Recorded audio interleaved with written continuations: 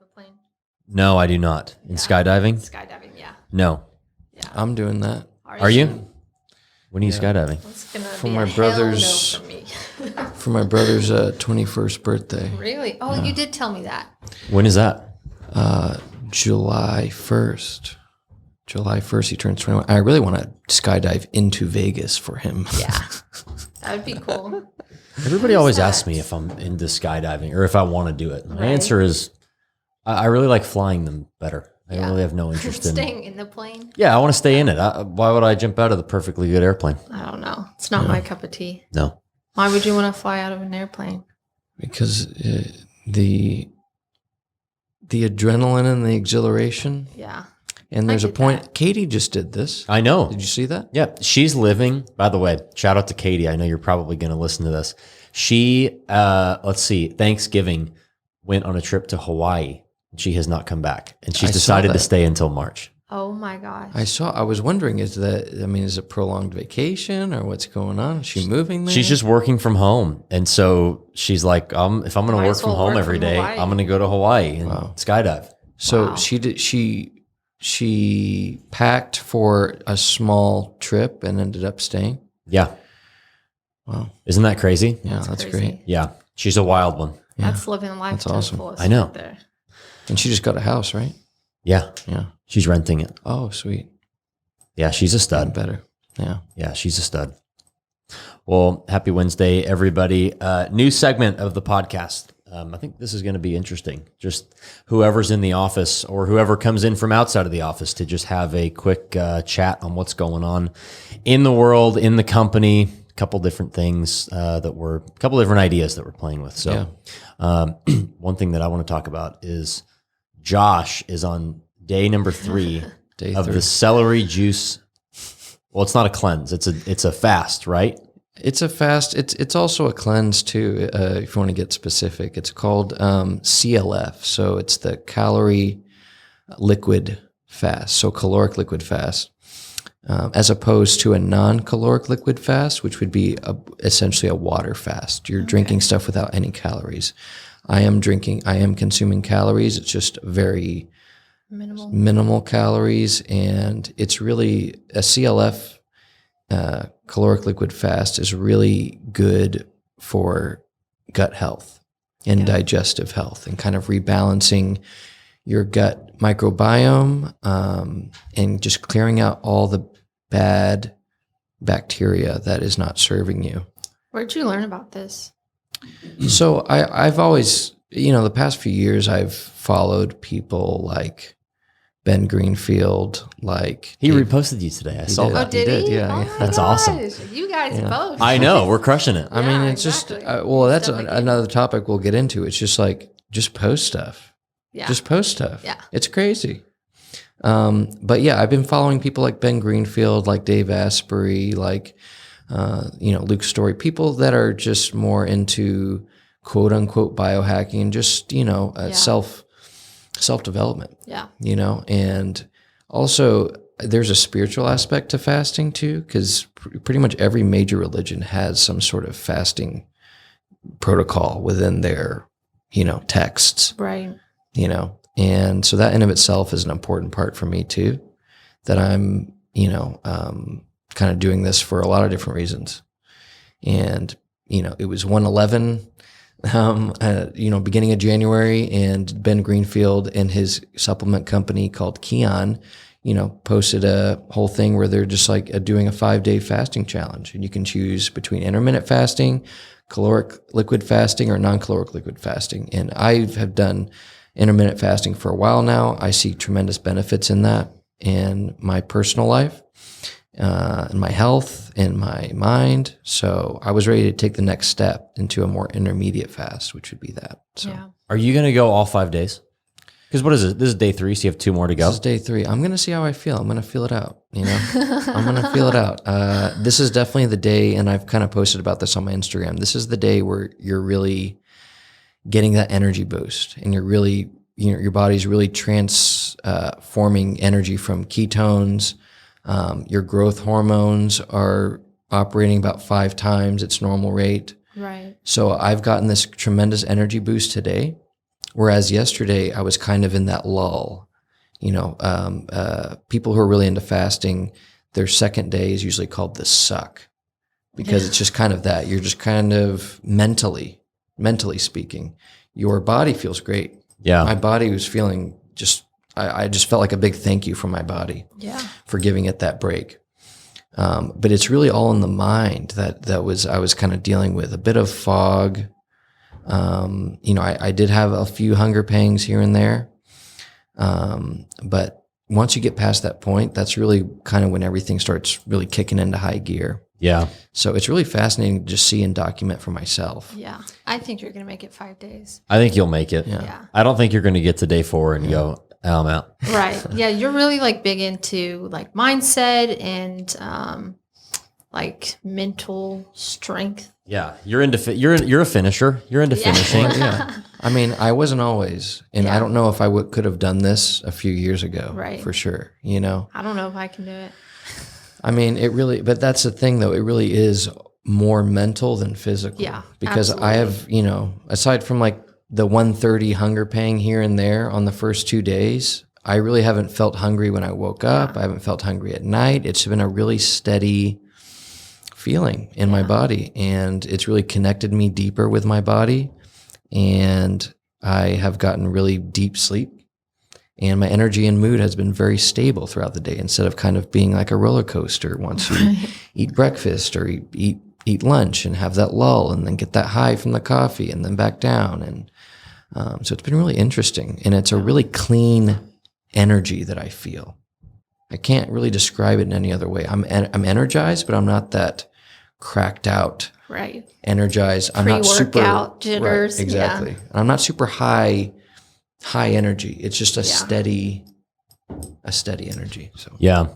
Interesting. It's really interesting, because what I think is interesting is that, like, I feel like often, well, not often, I mean, everybody, we're kind of slaves to food. Yeah.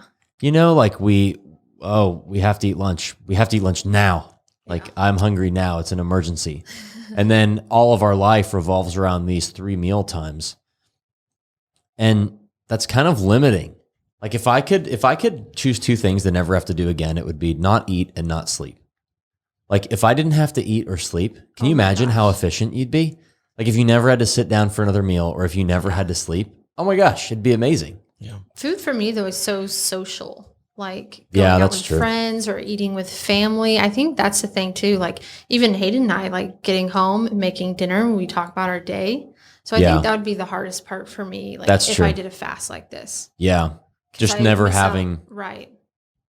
I guess you. What do can you and sit Shayna your do? Like, do you go and sit, like if you guys have a meal together right now, do you just sit there and watch her eat as you're straining celery out of your blender? Oh, I have no problem sitting while someone's eating. I think it's nice, and I temptation. enjoy also this past year. I've enjoyed really learning how to cook more stuff, more variety of stuff, more healthier stuff, and it's been kind of a therapeutic thing for me. Like I kind of zen out, just trying new stuff, just cooking. I'll cook for her. She enjoys that. She'll cook for me, and it's just kind of a night, like you said, a very social thing. I did have that mindset at one point, and I went on a Soylent kick. Did I tell you about this? Oh, gosh. What is Did I that? tell you about this? When Soylent first came out. Soylent is I don't even know what that is. it's a destructive Oh God. drink. So it was basically made by this, I think he was a computer programmer. He was a coder. He's a coder, which makes total sense. But if you think about that sort of lifestyle, they're just constantly sitting at the computer all Oh day. yeah. And need energy to just And need keep energy going. to keep going, right? But they don't want to get up. They don't Right. want to have to do anything. So basically this guy came in and invented this thing called Soylent, which is basically a total meal replacement drink. Okay. And you just sit and you drink this stuff and you keep going basically. And You there's just drink it all It's day? like a meal Drink it all replacement day. thing, but Drink it the all day. ingredients are horrendous.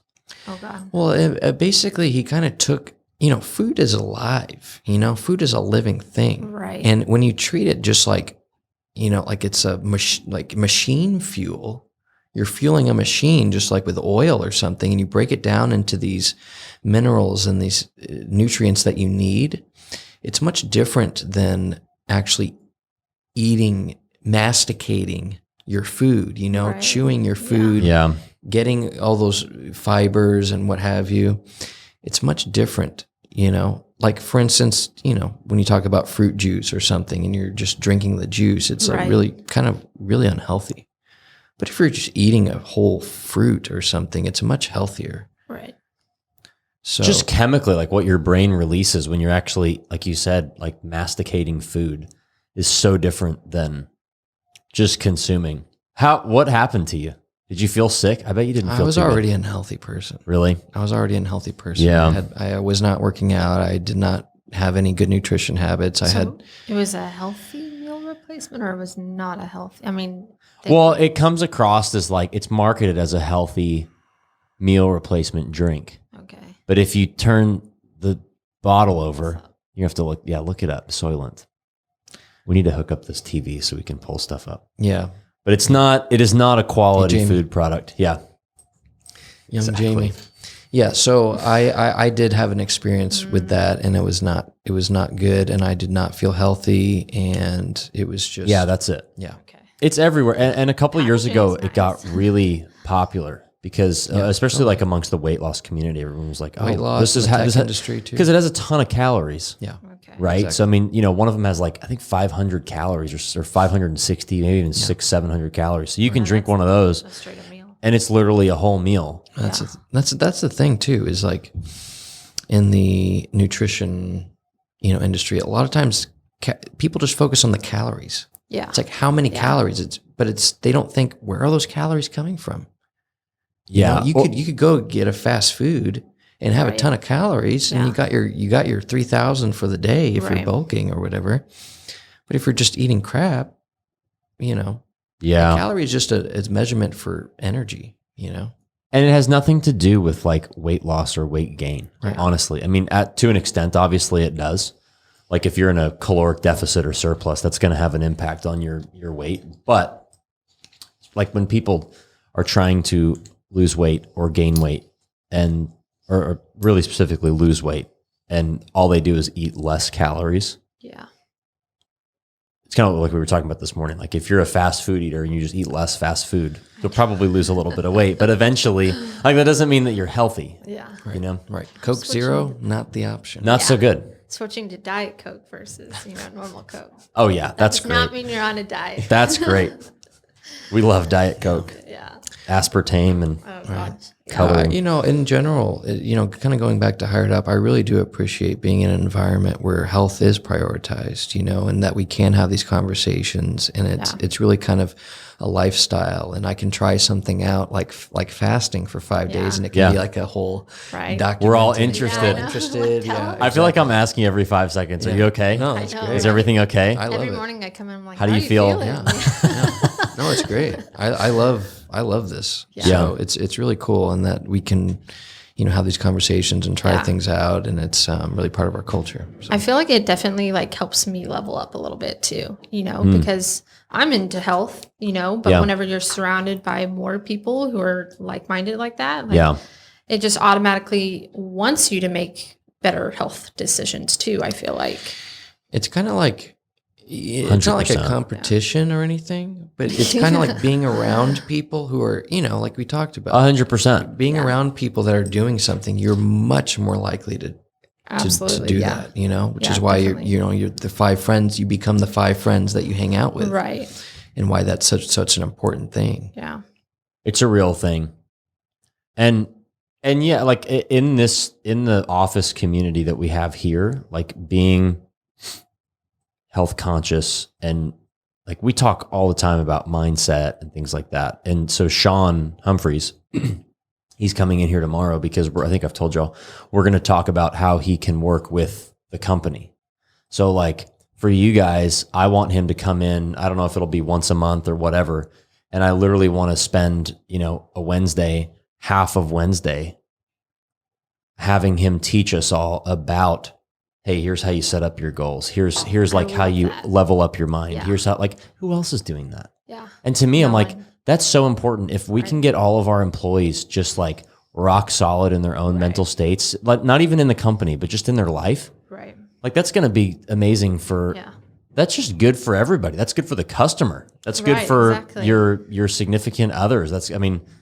So yeah, I mean, that will always be, priority number one is the wellness of our employees. Yeah. And I appreciate that mindset, and it really does trickle down. We talked a little bit about company culture earlier, and everyone's working from home right now. And how do you, a company culture is still very, very important, even though everyone might not be in the same space. Right. And the person or the people that are really in charge of the company culture, it really starts at the top. Oh, for sure. And trickles down. For sure. So I really appreciate that. I really appreciate, just the constant, checking in and making sure everything's all right, and being able to talk about your personal life. And it really does have an effect on the culture, on the company, as employees, as owners in our own positions. Yeah. So, I'm really excited about that. Yeah, me too. I think it's going to be awesome. And just to have, I don't know, because we talk about it a lot on the podcast or just in here, but you can listen all day to self-help podcasts, and we can even have guests on that are in that space, but to actually do it is a whole nother ballgame. Yeah. Right. Because you can listen. I mean, I'm guilty of the same thing. I listened to 3 podcasts this morning. So, but it's not like I'm employing all of that information right now. Right. So having a guy like Sean come in, and if you haven't heard Sean's podcast, he has 2 of them that are up on the HiredUp podcast. Go listen to them because they're fantastic. Yeah. But having a guy like him come in and actually teach all of you exactly how to think. Yeah. That's amazing. Oh, yeah. Because that's stuff that, you can use it so much. It's so beneficial. Definitely. So beneficial. And you've heard me credit him with basically I am who I am now because of Sean. Totally. And the way that he taught me how to think. Well, which is interesting too, because I feel like we're in such a society where you're almost kind of taught from a young age not to think. This is what your parents say, so you do it. This is kind of what your employer says, so you follow along with it. And I feel like a lot of people don't know how to employ their own thoughts and how to use that in an effective way. Oh, yeah. A whole rabbit hole. Oh, yeah. It really is. It really is. Yeah, it's very true. And also just everyone needs a mentor. Everybody, no matter how successful the person is, they've always had a mentor in some way. So funny you bring this up, because I was talking to this with someone the other day. How do you find a mentor? That's a really good question. Yeah. That's a really good question. Yeah. So for me personally, I know you have a lot of mentors too. Mm-hmm. And we all have mentors, but for me, anything that I want to do in life, I go out and I find somebody who's done it successfully. Whether that's somebody that I find online, whether that's just somebody in my, circles that I run around in, I'll start just asking around, hey, do you know somebody who's run a tech company, or do you know somebody who has, somebody who has an awesome marriage, or do you know this, that? Finding those people that have done anything you want to do, somebody's already done it, or somebody's doing it now successfully. And then I just reach out to them, and I never, ever say, I'm looking for a mentor. Oh my gosh. I've seen people do that. I want you to be my mentor. That stinks. You have to be smart about it. It's a sale. I mean, you have to just cultivate the relationship a little bit. Yeah. Cultivate the relationship, find some value in it for them. Right. I mean, any mentorship that I have, I always am able to provide some level of value for them. Right. Right. I have a connection somewhere. I have an ability that they don't have. Right. That I can provide.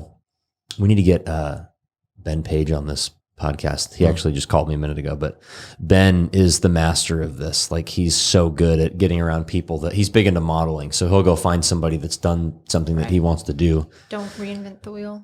Yeah, exactly. Well, if you can save time, why wouldn't you? Yeah. But I think the answer to that question is ask all of the contacts that you have now. Yeah. And then go out on a search on LinkedIn and the internet and, wherever. to find those people and then just get close to them. Just be relevant. I think a big lesson that I've learned this year with whether it's, anybody that you want to get closer to is spend a significant period of time just being relevant in their world. Yeah. Like, don't just go, storm the village. Yeah. Like, we're doing this right now with Ben and Jesse. Like, just don't storm the village and ask for the world up front when they have no idea who you are, but just slowly become more and more relevant. Like, just be in that circle. Like, just, send in a little message here and a little message there. And over the course of time, they know who you are. Right. When you do officially reach out and be like, hey, I'm looking for more information on this or whatever, it's not a random person reaching out. Yeah. And the other thing too is, think about this. If you got a phone call and the person said, hey, Brieonna, my name is, whoever, and I go to your old high school, and I was talking to one of your teachers, and they said that you were just an incredible student and you crushed it all 4 years, and you were just a model of a perfect individual throughout school. And I would love to sit down with you for 10 minutes and just ask how you did that and just learn from you. Yeah. Wouldn't you feel amazing? You'd be like, yes. Well, people innately love to help other people. Yeah, they love it. And they don't always want to give their time. So that's not right. That's not always going to work. Yeah. But many times, people are willing to help individuals, which is why anytime you ask for advice or something, people always go on some oftentimes long-winded thing because they love to talk about themselves and about how they think they can help you. Again, I think it's about not framing it as, reaching out to someone, can you be my mentor? It's providing them value. Yeah. You're providing them value. Like for Jesse Itzler, he did a promotion. He basically promoted Jesse's product, and then Jesse saw that and saw value in that, and then returned value by, reposting that and eventually using that video in a sponsored post. That's a really good example. I posted, I have two examples. One is the Ben Greenfield thing where I'm talking about, I tagged him, not only him, but his company. And I'm talking about health and wellness and stuff that they're promoting. I also read this book fairly recently, and an email came in that was just, hey, can you review the book? And so I went on Amazon, I reviewed the book, but then I also reached out to the author. And then I reached out personally to the author and told them my exact views on the book and what I learned from it, what I gained from it, insights. And that guy reached out to me. Yeah. And we had a phone call. Wow. Oh my gosh. Who was this? That's so cool. This guy, he's kind of more into, just helping men become the fullest version of themselves and living their purpose and staying on track. And the guy's name is Dustin Garrick. Yeah. So I just gave my honest opinion, and he was like, hey, this is a really well-written email. I'd love to chat with you for a little bit. Wow. And so we chat. What was initially a 15-minute phone call that was scheduled on, one of those Calendly things, ended up being almost an hour. Wow. That's great. Talking. That's so cool. So you never know where something's going to lead. You never be afraid to reach out and just put yourself out there. So, okay, my next question is, so what if you're someone who's fresh out of college, you're looking for a job, and you don't feel like you have a lot of value to really give? What value, could you give to someone, or? I think you're smoked, because the reason I say that is because so many people graduate from college and they go, I've got no experience. Yeah. I can provide no value. Right. So I have to go take some terrible job and, just climb my way up. Yeah. Yeah. Well, your first mistake was you just, screwed around for the last 4 years. Right. And you didn't cultivate any kind of skill that you can share with the world. So now here you are on the doorstep of your new life, and you've got a big bag of nothing. Right. And I think that is you have to catch people when they're in school, right, and go, hey, you have to figure out where you're going to create some value, become an incredible designer, become the best at building social media followings, become a great salesperson, figure out something so that when you are out, you're not just in no man's land. Yeah. And so many people do that. Like they get out and they have no idea what they're going to do. And they can't provide any value. Right. There's nothing unique that they can provide that people don't already have. Right. I don't know about y'all's college, but UTD in the business school, they made you, in order to graduate, you had to do an internship. So right there, I like that. Kind of sets you up, for creating your skills. I think what happens sometimes is people in college, they are kind of scared, like looking down the pipe of actually getting a job. Oh yeah. And then what happens is like they get there and, they get a job and it's a drag and working is hard and it's just tough and it's not easy and it's this and it's that. And what they're missing there is they failed to actually use college for what its intended purpose is, which is to figure out, it doesn't have to be the thing that you love the rest of your life, but figure out something that you enjoy doing. Yeah. Like when I was in college, I knew that I loved sales, loved it. Came a part of everything there, started the sales program, got a job out of school, did 4 different internships in sales. I was in on sales. I got out and I'm not full-time salesperson. Well, I kind of am, but I'm not a full-time sales guy now. But I had something that I loved when I graduated. Right. Yeah. So I don't know. I mean, it obviously can be done once you get out. Yeah. You have to do it, but it's so much easier if you can actually provide. In order to provide value, you have to actually have value. Yeah. I also think, you don't necessarily have to know exactly what you want to do when you graduate college. However, having the skills such as sales, such as marketing, and knowing how to use money, so finance, that's a foundation of skills that you can really apply to anything in your life. Yeah. Your personal brand, whether it's, starting any new endeavor or whatever. If you know how to sell yourself or your product, you know how to market yourself or your product, and you know about money and how money works and how to make money, you'll be gold in everything you do. Yeah. Definitely. I think there's such an opportunity right now for people to make tons of money right out of school in social media. Oh yeah. And you're going to have a lot of people, Brieonna, on your segment of this podcast. There are so many opportunities to help individuals that have no idea what they're doing. Right.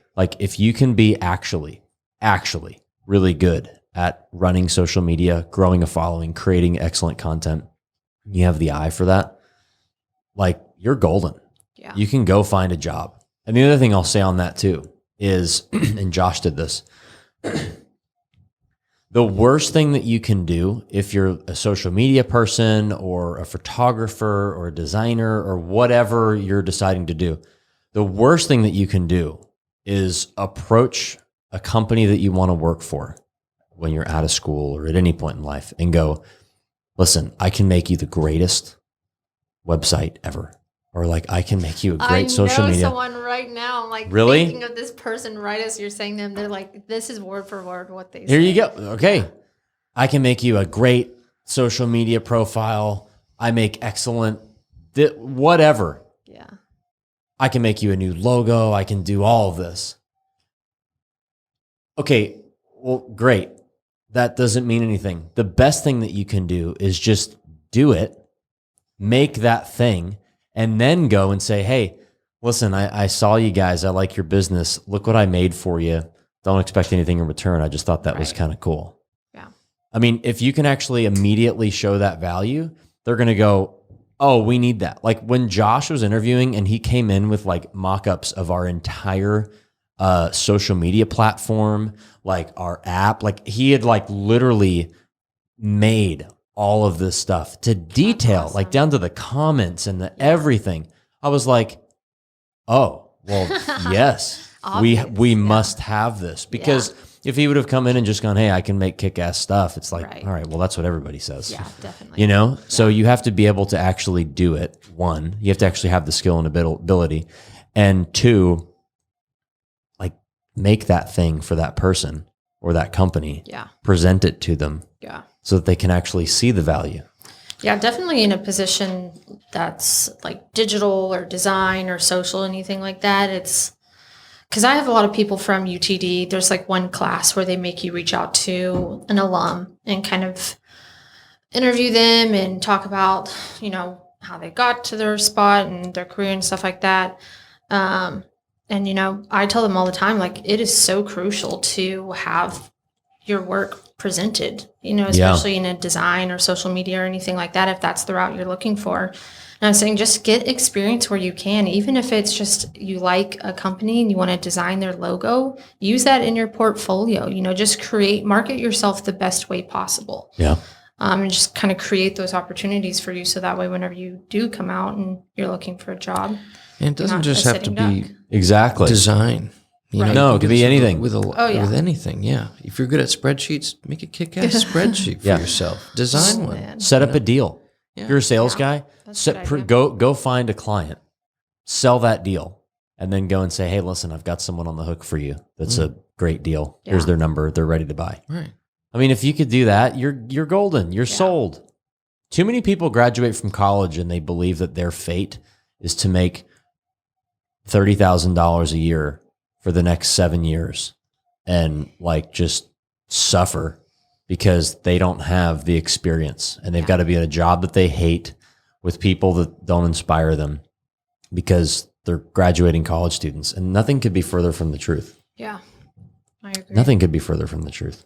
I will say, going back to one of your initial points was, people feel like they don't have value to provide, and I would say from a social media perspective, if you have no value to provide, but you do have a goal, you do have a path, you do have a project you're working on, document that. Document, here I am, I'm getting better at this thing, here's what I'm working on today, here's the new skill I learned today. So in a sense, you are providing value, even though you may not be an expert in something, simply by documenting how you're getting better or the new skills that you're learning and that's a really whatever, good idea. You know, so be creative. Something I did too in college, like right before I graduated, is I went on to HubSpot Academy and I did certifications because, in college they tell you you're going to be graduating with, whatever it is, 40,000 people. You're all going to be competing for jobs. So I'm thinking to myself, how in the world am I going to compete with 40,000 people? Yeah. So I went and I got a certification in event marketing because that was something that piqued my interest, and got a certification in content writing, stuff like that. So that way when you graduate, you have something to show. Yeah. I mean, have some kind of value. I think that's the biggest message there is have some kind of value, like spend those college days. Or even now, like if you screwed that up in college, that's fine. Like come up with something now that you can be valuable at, that nobody else is like, that other people can be good at, but people aren't doing super well. Right.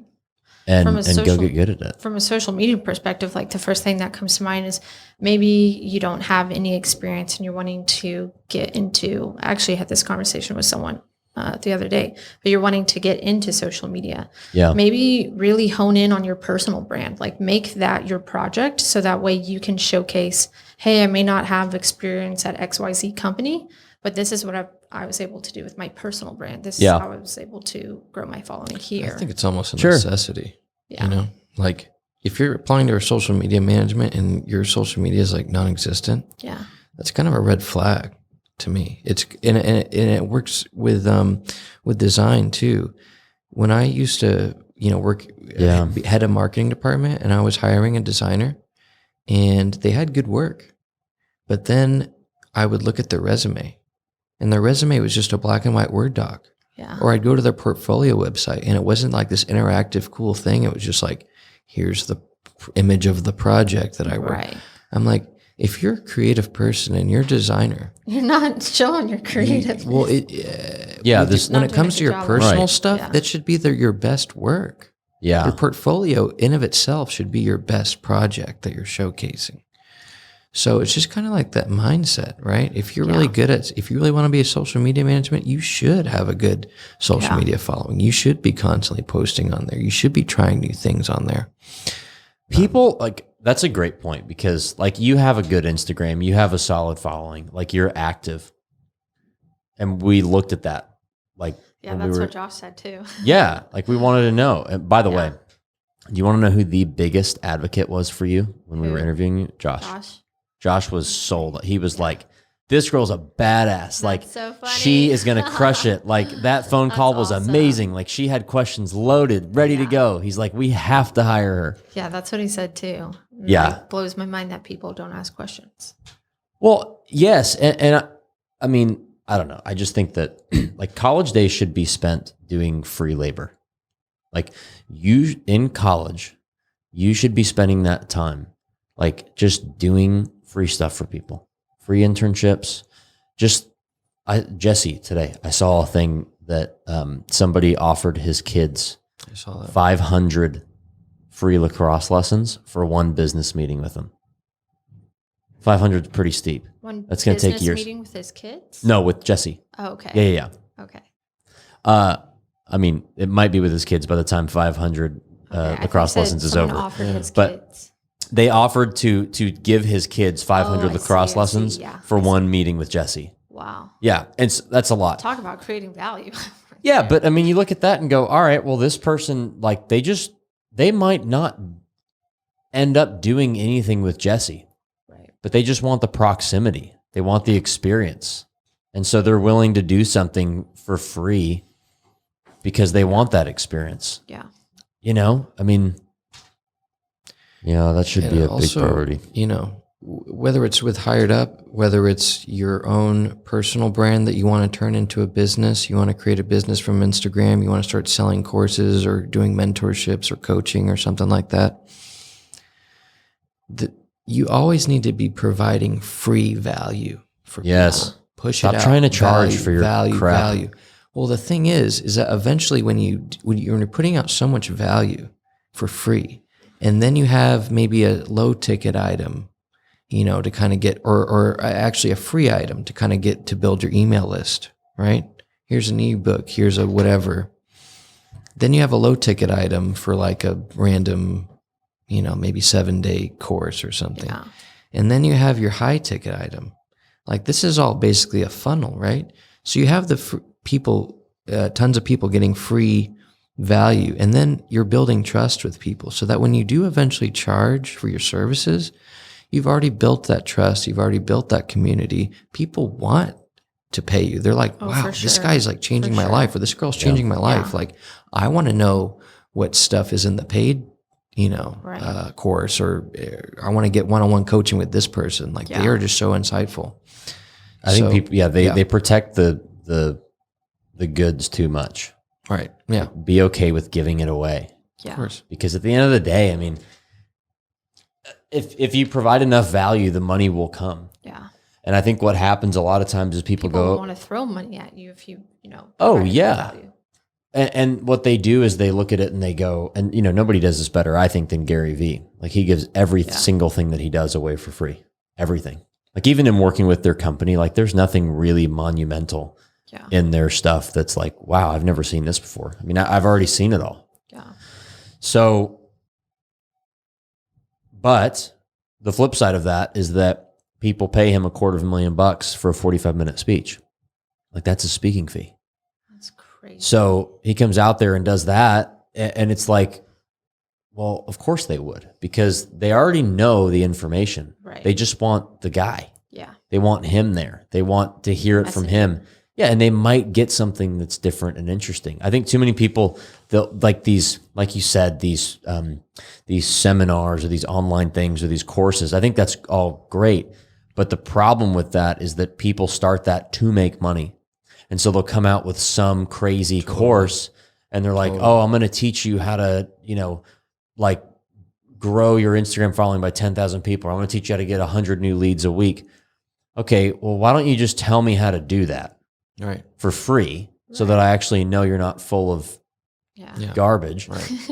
And then, then in a year or 6 months, when you come out with something that is like, hey, we're all going to meet up in Scottsdale and we're going to do a 4-day deep dive. Right. That's when people pay for that kind of stuff. Absolutely.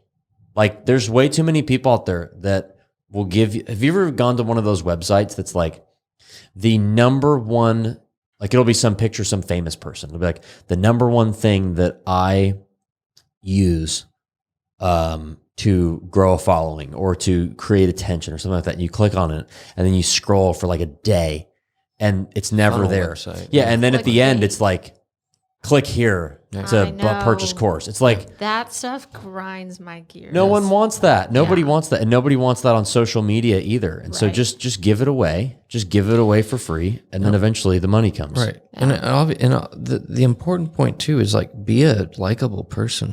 Yeah. Yeah, that's true. It's like no one's going to want to buy from you if you're just a jerk or, Yeah. like people will, even if you're saying the same information that tens of hundreds of other people are saying, if they like you because you're unique and you're different and you're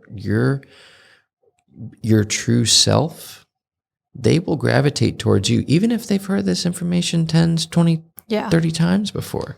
Kind of same with like the influencing world too, Totally. There's so many influencers out there, so many fashion influencers, but people follow you specifically for you and how you say things and kind of how you do things. And, it could be 5 influencers all showing the same outfit, but, someone will follow you. We need to get, specifically. what's her name on the podcast as well?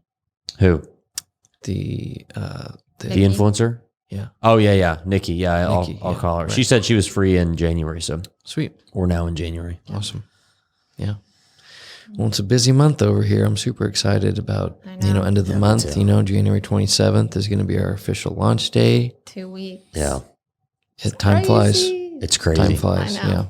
Yeah. I'm excited. That's been wild. I can't believe that it's actually here. It's so funny because we were supposed to release on August 31st, 2020, which was 6 months ago. That's wild. We would feel like 6 months ago. I know. That would have been a disaster. Yeah. Total disaster if we would have done that August 31st. But in the grand scheme of time, we're still moving very quickly. Yeah. Totally. Like a sub-year release, that's crazy. Yeah. Like we pretty much broke ground on this app in like late February of 2020. We're going to release. Yeah. So it's like an 11-month turnaround. And just think about all the things that have happened since then. Oh my gosh. Since February, I know. since I know. August, that have actually put the company in an even better position. Yep. For something like this, considering people are adopting more work from home permanently things, considering the environment that we're in right now. Yeah. Like it really is perfect timing. It's perfect. For HiredUp to, kick in the door. Yeah. And even just internal things. Like we had one developer. Neither of you were here. We had no social media. We had no podcast. Yeah. Our app did not look very good. The app was not ready. It had problems. The back end wasn't supported. There's like a million different things that just were not correct. Right. Because I'm a very impatient person. Yeah. But like 11 months is not very much time. Oh, no. Definitely not at all. 6 months was a lofty goal. Yeah. But, I'm a firm believer in everything happens for a reason too, no matter how big or small it is. Oh, yeah. Just goes to show you like divine timing. 100%. Totally. And the timing of this is perfect. Yeah. It's It really perfect. is. I would say so I mean, too. everybody, just the times right now are so teed up for something like we have. Yeah. It's going to be exciting. It's going to be a very wild ride. Are you more excited or are you nervous at all about launch? I'm not nervous. Yeah. I'm excited. Yeah. More of like just ready to like see it go live? Yeah. Because you've been working on it for so long, Yeah. And honestly, like there's not this feeling of, oh, I'm going to like reach the summit on the 27th. Right. Yeah. Like that's base camp. Yeah. Like the 27th is we've know. reached base camp. It's like it's a great milestone, but we have a whole trek up a mountain. Oh my gosh. Yeah. It hasn't even begun. I mean, like this has been this has been really hard getting it to this point. Yeah. But this is a cakewalk. Like now is when the fun really starts, Right. but also now is when it's actually real. Like people are actually using it, you know? Right. It's like we've been planning the menu and now we've actually cooked the meal and we're serving it now. Yeah. The restaurant's about to open. Yes. It is open for business. Yeah, definitely. Well, I really enjoyed this, guys. I think that we're also providing a lot of value to all listeners out there in our audience. Just kind of giving a really transparent look on HiredUp HQ. Yep. What we're thinking about, what we're talking about, what's going on in the office. So I'm looking forward to doing these every week. Me too. We will be back next Wednesday for another episode and then catch the other episodes coming out pretty much daily this week. Yeah. Yeah. Absolutely. A couple guests probably lined up for next week. Yep. And then, so keep checking back every day. And then next week we'll have another one of these. Yeah. Have a good week. Enjoy. Bye. Bye.